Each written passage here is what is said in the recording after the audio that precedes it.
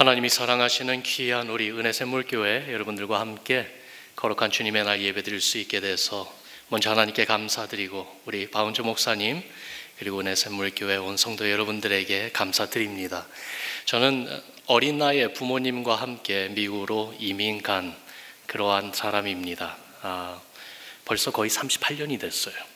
거의 38년 만에 이번에 어떻게 보면은 처음과 같이 제 아내와 함께 거의 지금 3주째 한국에 고국에 돌아와서 특별히 하나님이 행하신 놀라운 일들, 복음의 사역의 현장들을 돌아보고 또 의미 있는 시간을 갖고 있습니다. 이제 곧 집으로 돌아가는 시간이 왔는데 오늘 이렇게 주님의 날 여러분들과 함께 예배드리면서 특별히 그 사랑의 입양주일 의미 있는 이 귀한 사역에 대해서 직접 보고 또한 느낄 수 있게 돼서 이것 또한 주님이 예비하신 것이었구나, 참 마음에 많은 감동을 가지고 가게 됩니다. 계속해서 이 시대에 영적으로 깨어있고 그리고 또한 우리 민족과 세계 선교를 위해서 힘써 달려가는데 참 좋은 본이 되어주시는 우리 은혜샘물교회 주님이 축복하시고 또한 여러분들을 통해서 하나님이 큰 영광 받으시기를 바랍니다. 오늘 하나님의 말씀 함께 볼 텐데요, 우리가 잘 아는 나아만의 이야기를 통해서 여러분들과 함께 주님이 우리에게 허락하시는 귀한 말씀 나누기를 원합니다. 여러분, 행복하기를 원하십니까? 행복하기 원하세요? 예. 여러분들의 반응이 거의 저희 뉴비전 교회 성도님들 반응하고 비슷합니다. 그래서 조금 더 어색하지 않습니다. 점잖게 마음으로 통하는 그러한 눈길로만 대답해 주시는 모습을 볼 수 있는 것 같네요. 누구든지 다 행복하기를 원하지요. 그 행복을 어디서 찾습니까? 많은 사람들이 가정에서 찾습니다. 그래서 젊은이들은 좋은 배우자를 만나려고 노력합니다. 또한 자녀를 낳고 키우면서 가정에서 행복을 찾고 누리려고 애를 쓰죠. 어떤 분들은 재물이나 돈이 나를 행복하게 해줄 수 있다, 그런 생각을 합니다. 경제적인 능력, 페이멘트 걱정 안 하고 살 수 있다면.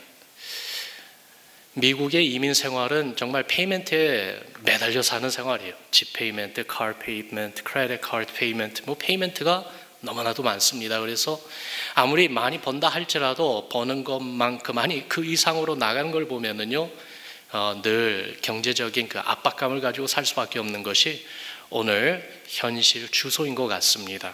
그래서 좀 그런 걱정하지 않고 필요한데 그리고 원하는데 척척 쓸 수 있을 정도로 경제적인 능력을 갖고 있으면 행복할 텐데, 많은 사람들이 오늘날 그것을 바라면서 옆도 보지 않고 뒤도 돌아보지 않고요, 앞만 보면서 부자 되려고 힘쓰며 달려가고 있습니다.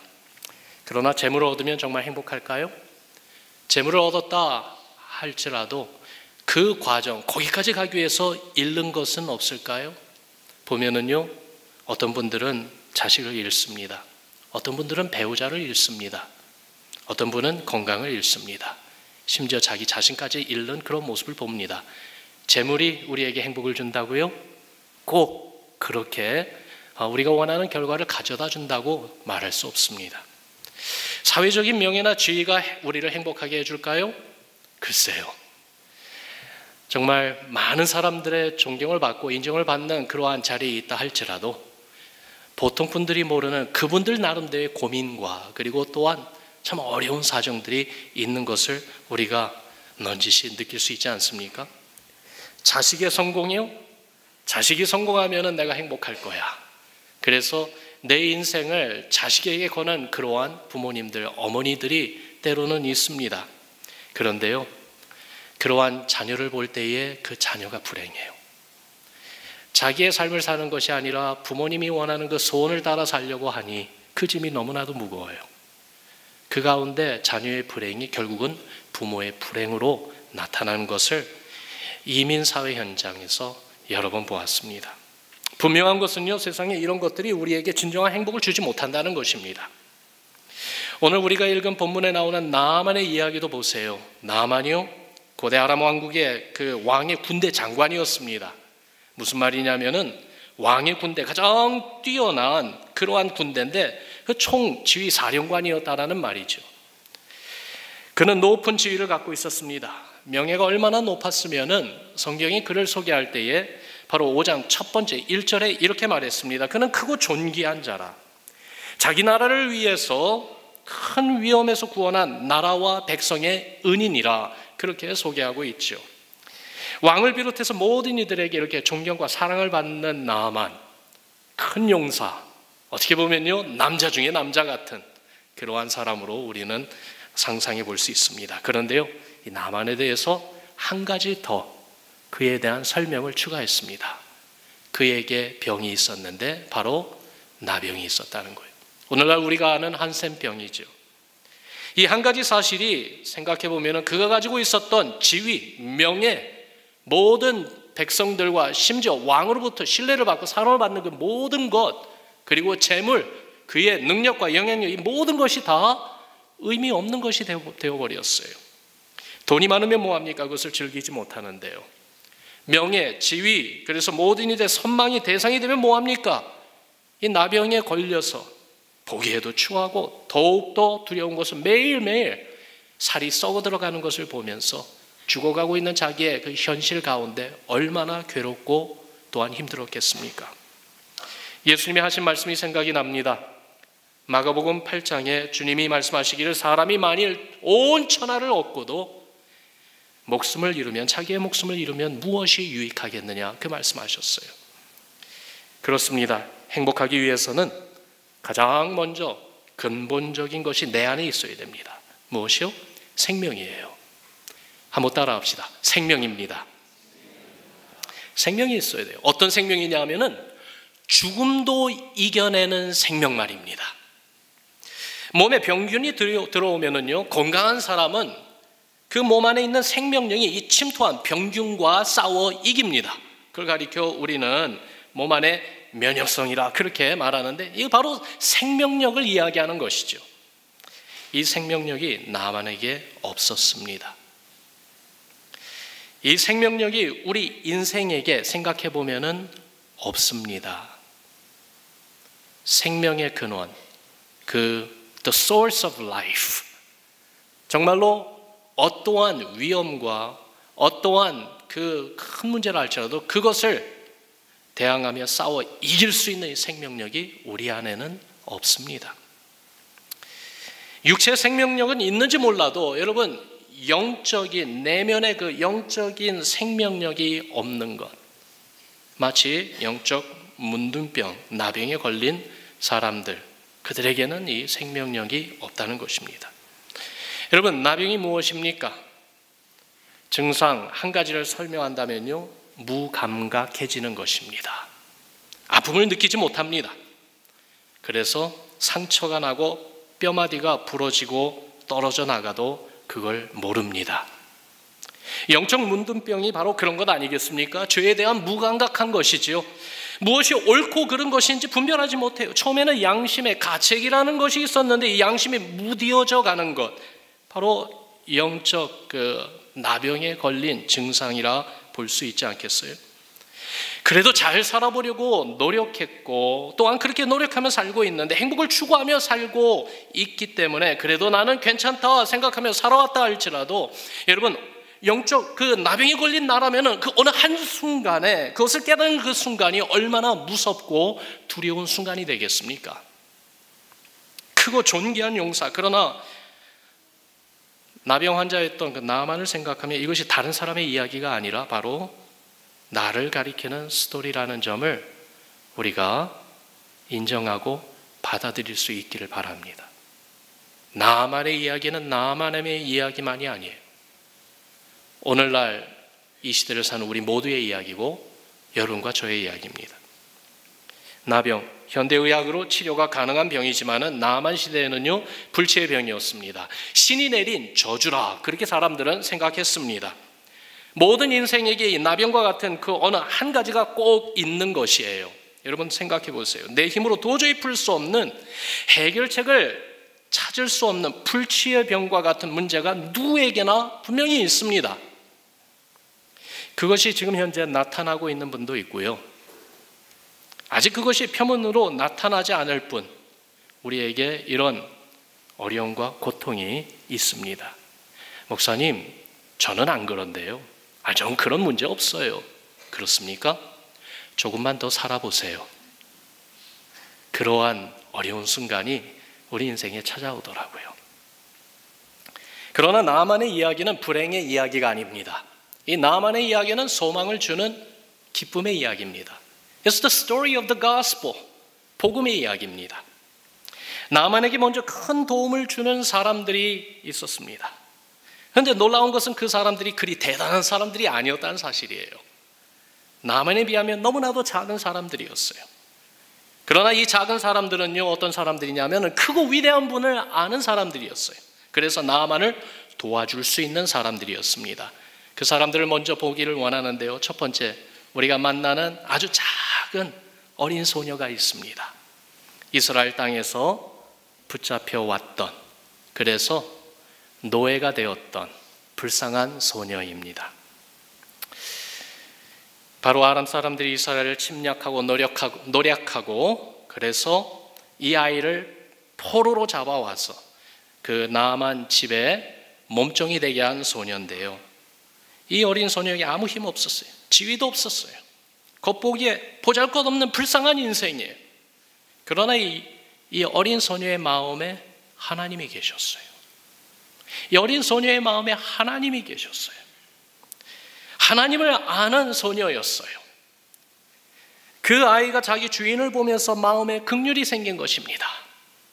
불치의 병이라도 능히 고치신 하나님께 자기 주인을 데리고 가고 싶었습니다. 그래서 3절에 보면은 이런 말씀이 적혀 있어요. 이 소녀가 이야기하는 거예요. 우리 주인이 사마리아에 계신 선지자 앞에 계셨으면 좋겠나이다. 저가 그 문둥병을 고치리이다. 여러분, 이게 나만과 그를 아끼고 사랑하는 모든 사람들에게 얼마나 소중하고 그리고 소망을 주는 메시지였는지요. 불치의 병, 해결할 수 없는 문제, 사라지지 않는 그 아픔과 상처, 절망의 그 어둠, 이런 것들에 비춰 내려주는 한 줄기의 빛과 같은 메시지였다 이 말이에요. 잠시도 주저하지 않고 나아만은요, 자기 병사들과 종을 거느리고 하나님의 선지자를 찾아갑니다. 그런데요, 처음부터 난관에 봉착하게 되죠. 선지자가 나만을 만나주지 않았습니다. 그냥 사람을 시켜서 메시지만 전해주었습니다. 나만은 이것이 못마땅했어요. 화가 났어요. 무시당하는 것 같았어요. 다 포기하고 자기 나라로 돌아가려고 했습니다. 그때 나만의 이런 마음을 붙잡아주는 사람들이 또 등장합니다. 그들의 이름이 여기 나타나지 않습니다. 대단한 사람들은 아니었다는 것이에요. 뭐라고 이야기하고 있냐면은 나만의 종들이다, 그렇게 이야기하고 있습니다. 그들이 주인을 달랬습니다. 진정시켰습니다. 왜 나만이 이렇게 이스라엘 땅까지 왔는지 목적을 상기시켜 주었습니다. 문둥병이 낫기 위해 무엇을 해야 하는지 해답도 얻었는데 주인님 마음을 진정하세요 하면서 격려해 줬습니다. 여러분, 하나님은 우리 주위에 이렇게 중요한 사람들을 두셨어요. 그 사람들이 대단한 사람이 아니라 할지라도, 심지어는 오늘 어린이 주일에 하나님이 두신 그 한 사람이 심지어는 아주 작은 집에서 자라고 있는 어린아이라 할지라도 하나님은 정말로 이러한 중요한 사람들을 우리 주위에 두셨어요. 우리 마음을 하나님께 향하도록 격려해주고 이끌어주는 사람들을 두셨다 이 말이에요. 심지어 내 마음이 하나님에게서 돌아서서 떠나려고 할 때 이런 나를 붙잡아주는 사람들을 우리에게 두셨습니다. 그렇기 때문에 감사해야 합니다. 주님이 베풀어 주시는 은혜임을 알아야지만이 되겠습니다. 만약 나아만에게 하나님의 선지자에 대해 말해주는 이 어린 소녀가 없었다면, 만약 나아만에게 그의 마음을 붙잡아주고 격려해줄 수 있는 이러한 종들이 없었다면 나아만은요, 나병 환자로 그냥 죽었을 것입니다. 그의 인생은 정말로 불행한 인생이었을 것입니다. 그런데 격려해주는 분들이 있었어요. 이분들이 바로 하나님의 선물이었어요. 오늘 이 3교회 예배에 교회 처음 나온 분들이 있는지 모르겠어요. 어쩌면은 처음은 아니지만은 정말로 오랜만에 교회에 나온 분들이 있지는 않습니까? 여러분이 여기까지 오도록 격려해주고 칭찬해준 그분들을 잊지 맙시다. 오늘 그분들이 하나님이 바로 나에게 주신 선물임을 꼭 기억하시기를 바랍니다. 심지어는 입양 사랑주일, 정말 나의 손길을 필요하는 이 한 아이가 내가 그 아이를 섬기고 사랑해 주는 것이 아니라 그 아이를 통해서 하나님이 나를 사랑해 주시고 또한 나에게 지금까지 깨닫지 못했던 더 놀라운 은혜를 체험하게 하시는구나. 하나님이 주신 선물이구나. 그러한 체험이 꼭 나타나기를 주님의 이름으로 축원합니다. 하나님은요, 일하실 때 크고 위대한 사람들만을 쓰시는 것이 아니라 오히려 작고 우리가 생각하기에는 보잘것없다 생각하는 그러한 작은 인생들을 통해서도 당신의 위대하심을 보여주십니다. 나만에게 주신 하나님의 말씀이 있었어요. 하나님의 선지자를 통해 주신 말씀입니다. 10절에 너는 가서 요단강에 몸을 7번 씻어라. 네 살이 여전하여 깨끗하리라. 여러분, 이 나병이 몸에 덮인 때입니까? 목욕 7번 하면 된다고요? 말도 안 되는 이야기 아닙니까? 사람의 상식으로는 정말로 도저히 말도 안 되는 그러한 어처구니 없는 이야기예요. 그러나 잊지 말아야 하는 것은 나만에게 주신 이 말씀은 사람의 말이 아니었습니다. 이 말씀은 하나님이 주신 하나님의 말씀이었습니다. 그것이 중요한 것이에요. 이스라엘 백성 많은 사람들이 독뱀에 물려서 죽어갈 때에 하나님께 살려달라고 부르짖은 그런 때가 있었죠. 그때 하나님께서 모세에게 이렇게 명령하셨어요. 구리로 뱀 모양을 만들어서 긴 장대에 달아 높이 들라. 그리고 백성들에게 그렇게 전하라. 누구든지 뱀에 물려 죽어가는 사람 누구든지 눈을 들어서 그 노뱀을 바라보면은 구원을 받으리라. 그렇게 전하라고 했습니다. 여러분, 인간 상식에 어긋나는 그러한 명령 아닙니까? 지금 독이 퍼져 들어가면서 몸이 죽어가고 있는데 괴로움과 아픔 때문에 위태로운 상황인데 그때 필요한 것은 해독제지 어떻게 노뱀을 쳐다본다고 문제가 해결될 수 있겠습니까? 그런데요, 여기서 잊지 말아야 되는 것은 인간의 상식보다 그 말씀을 주신 분이 하나님이고 그 말씀은 바로 하나님의 말씀이라는 사실이죠. 그게 바로 하나님의 방법이었어요. 인생의 어떤 문제이든지 그 밑바닥에는 죄의 문제가 있어요. 하나님을 모르는 죄, 하나님을 모르기 때문에 내 멋대로 살며 짓는 여러 가지 죄가 있어요. 교만도 있고 거짓도 있고 부끄러운 여러 가지 죄가 있습니다. 이 모든 죄와 문제를 해결할 수 있는 방법을 하나님은 우리에게 말씀해 주셨습니다. 죄인을 위해서 대신 십자가에 달려 죽으시고 3일 만에 부활하신, 다시 살아나신 예수 그리스도를 바라보라는 것입니다. 예수 그리스도를 믿고 의지하라는 것입니다. 나의 죄를 용서해 달라고, 예수님의 피로 내 죄가 다 씻겨지게 해달라고, 그리고 예수님이 내 마음에 나의 구원자로 나의 삶의 주인으로 들어와 달라고 기도하라고 하셨습니다. 여러분, 인간 상식에 맞는 말입니까? 이 내용 전체를 다 이해하고 동의합니까? 오히려 예수와 내가 무슨 상관이 있느냐, 그런 질문이 때로는 나오지 않습니까? 그러나 한 가지 잊지 말아야 되는 것이 있어요. 우리가 전체를 다 이해하지 못한다 할지라도, 심지어는 우리가 지금까지 살아온 삶의 경험과 그리고 또한 인본주의 세상 철학과 정반대되는 그러한 내용인 것 같아 용납하기 힘들다 할지라도, 그러나 이 말씀을 주신 분은 하나님이시고 바로 이 복음, 예수 그리스도의 십자가 부활의 복음은 하나님의 말씀이라는 사실입니다. 그렇기 때문에 어떻게 해야 되겠습니까? 하나님 말씀 앞에 꼭 필요한 것이 있습니다. 여러분 따라합시다. 겸손입니다. 예, 겸손해야 돼요. 하나님 말씀 앞에 겸손해야 됩니다. 그래야 순종할 수 있습니다. 나만이 그렇게 마음에 결심했습니다. 비록 처음에는 요단강에 몸을 7번 씻으라는 하나님의 말씀이 탐탁지 않고 내키지 않았지만은 자기 마음을 겸손히 낮추었습니다. 그리고 몸으로 순종했습니다. 1번, 2번, 3번, 계속해서 7번까지 씻었습니다. 말씀대로 순종했습니다. 다 순종했습니다. 그때 나타난 것이 바로 하나님의 은혜입니다. 그 나병이 나았어요. 하나님의 말씀대로 이루어졌어요. 그리고 말씀의 생명과 능력을 체험했어요. 무슨 말이에요? 하나님을 체험했다는 것입니다. 겸손과 순종, 그리고 은혜입니다. 여러분, 이 순서가 참 중요해요. 하나님 말씀 앞에 우리가 어떻게 정말로 하나님이 하나님 되심을 체험하는 그 자리까지 갈 수 있는가? 다시 한번 따라합시다. 겸손과 순종, 그리고 은혜입니다. 은혜샘물교회, 주님의 말씀 앞에 늘 겸손과 순종으로 주님이 예비하신 그 은혜 자리까지 늘 가시고 그 은혜를 따라 계속 앞으로 나아가는 여러분들 모두가 되시기를 주님의 이름으로 축원합니다. 하나님 말씀 앞에 겸손하세요. 당신의 마음을 사로잡아 겸손히 낮추시기 바랍니다. 하나님 앞에 겸손하는 것입니다. 순종하는 것입니다. 말씀에 순종하는 것입니다. 나의 죄를 다 고백하고 용서를 간구하며 예수 그리스도를 내 마음에 영접하시기 바랍니다. 아직 그것을 하지 못하신 분은 꼭 예수님을 마음에 나의 구세주로 인정하며 영접하시기 바랍니다. 예수를 나의 구세주로 마음에 믿고 입으로 시인하라고 했습니다. 그러면 구원을 얻을 것이라고 했습니다. 마음의 평안을 얻을 것이라고 했습니다. 영적 생명력, 생명의 근원 되시는 하나님을 체험하게 될 줄로 믿습니다. 이미 구원받았습니까?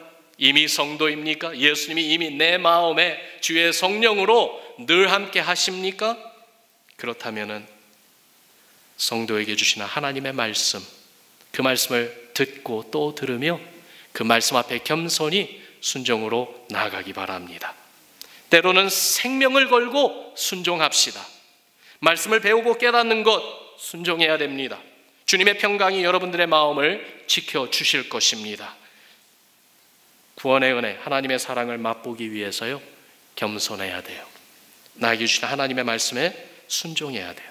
그래서 거기까지 나아가기 위해 지금 이렇게 말씀이 선포되는 이러한 순간에 우리에게 필요한 한 가지가 있습니다. 겸손과 순종으로 향하는 우리 마음의 결단입니다. 한순간의 마음의 결단이 우리의 생애를 완전히 turn around 시킨다는 것, 완전히 전환점을 일으킨다는 것을 여러분 아십니까? 하나님 말씀 앞에 겸손히 순종하는 결단과 행동이 새로운 시작을 알리는 신호탄이 될 수가 있습니다. 나아만이 그랬어요. 그가 나병에서 나왔어요. 완전히 깨끗하게 나왔어요. 그 안에 새 생명이 가득했어요. 그런데 몸만 나은 것이 아니라 이 체험을 통해서 그의 영혼이 살아났습니다. 누가 진정한 신인지 알게 되었습니다. 이 놀라운 은혜를 베푸시는 하나님 앞에 나아만이 결단을 내립니다. 어떤 결단이요? 헌신합니다. 하나님 앞에 헌신합니다. 자기의 결단을 고백하는데요, 17절과 18절에 이런 말씀을 기록하고 있어요. 청컨대 노새 2마리의 실을 흙을 당신의 종에게 주소서. 이제부터는 종이 번제든지 다른 제든지 다른 신에게는 드리지 아니하고 다만 여호와께 드리겠나이다. 오직 한 가지 일이 있사오니 여호와께서 당신의 종을 사유하시기를 원하나이다. 곧 내 주인께서 립몬의 당에 들어가 거기서 숭배하며 내 손을 의지하심에 내가 립몬의 당에서 몸을 굽히오니 내가 립몬의 당에서 몸을 굽힐 때에 여호와께서 이 일에 대하여 당신의 종을 사유하시기를, 용서하시기를 원하나이다. 이 나아만의 이 고백은요, 마음의 결단을 지금 고백하고 있는 거예요. 하나님만을 섬기며 살겠다고 헌신하고 있어요. 이스라엘의 흙을 가지고 가겠다고 합니다. 이 말은 바로 하나님이 계신 땅에서만 살겠다는 것이었습니다.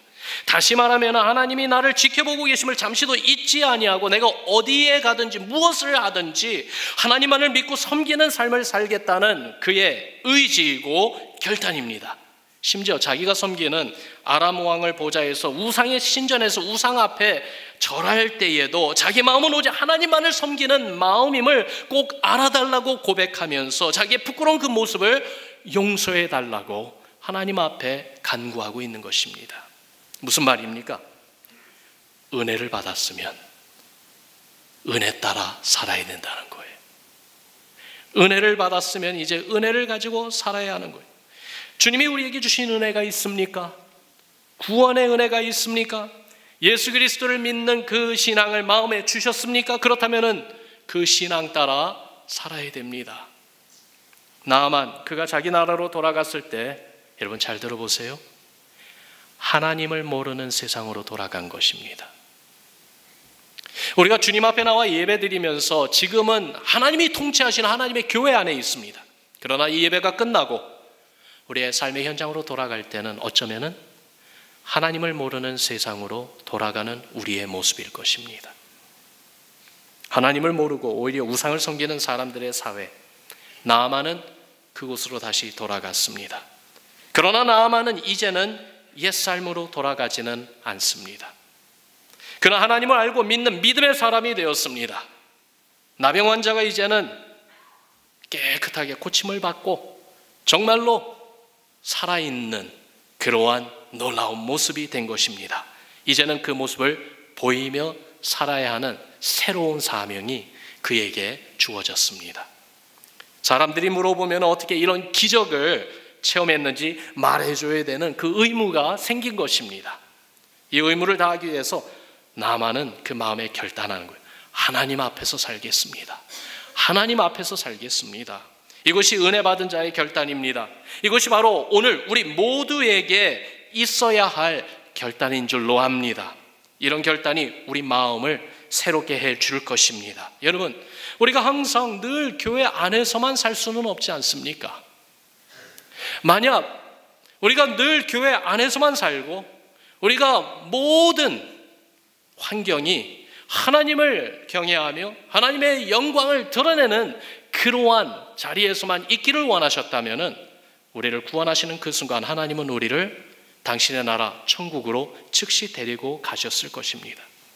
그러나 그렇게 하지 아니하시고 이 세상에 교회를 세우시고 예수 그리스도의 보혈로 구원받은 성도들을 교회의 지체로 두셔서 이 세상에 은혜 샘물교회가 있게 하신 것은 바로 우리에게 행하신 하나님의 이 놀라운 은혜를 이 세상에 불쌍한 많은 영혼들에게 증거하며 전파하라는 것 아니겠습니까? 우리도 불신자들의 세상으로 돌아가야 할 때가 분명히 있습니다. 예수님을 안 믿는 가족들, 직장 동료들, 친구들, 또한 우리가 살고 있는 그 삶의 현장, 사회로 돌아가야 합니다. 그렇다 할지라도 우리에게 주신 은혜를 따라 삽시다. 그러면 다른 사람들이 우리의 변화를 보고 물어볼 것입니다. 그때 예수님을 증거하는 것입니다. 어떻게 내가 이렇게 변했는지 말해주면 됩니다.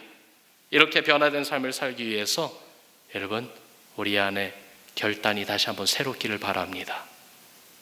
주님 앞에서 살겠습니다. 하나님 앞에서 살겠습니다. 하나님의 눈길이 늘 나를 지켜보시고 주님의 임재하심이 내 앞에 있는 것을 늘 느끼며 살기를 원합니다. 하나님, 때로는 내가 약해서, 때로는 넘어지고 또한 실수해서 잘못된 길을 간다 할지라도 나를 긍휼히 여기시고 용서하여 주시옵소서. 나는 늘 주님 앞에서 살기 원합니다. 십자가 은혜만을 붙들고 살기를 원합니다. 나만이 결단했던 은혜 받은 자의 그 증거가 바로 은혜 샘물교회 3교회 나와 함께 예배드리는 우리 온 성도 여러분, 여러분들 마음에 가정과 삶의 현장에 꼭 있기를 주님의 이름으로 축원합니다. 우리 같이 기도하겠습니다.